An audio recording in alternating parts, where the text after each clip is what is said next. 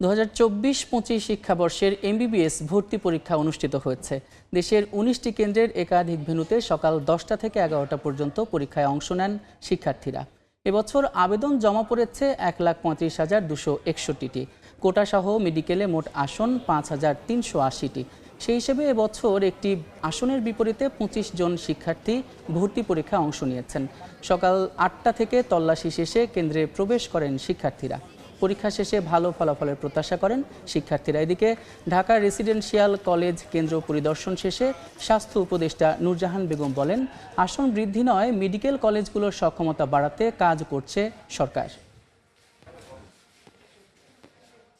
এখানে 4,000 কত সিট আছে, এর ভিতর 1.5 লক্ষ 1,20,000 এরকম পরীক্ষা দেয়। প্রত্যেক মা বাবারই একটা আশা আকাঙ্ক্ষা থাকে যে আমার সন্তান একটু উচ্চশিক্ষা শিক্ষিত হোক, এমবিবিএস পড়ুক। এই বছর সেকেন্ড টাইমারদের সুযোগ বেশি, কারণ এই বছর তো আসলে মেডিকেলে যেভাবে সবাইকে দিতে বলছে, তাতে করে যারা রেগুলার বেবি বাচ্চা তাদের একটু অসুবিধা হবে। আমাদের আসলে নিড অ্যাসেসমেন্টটা হয় না।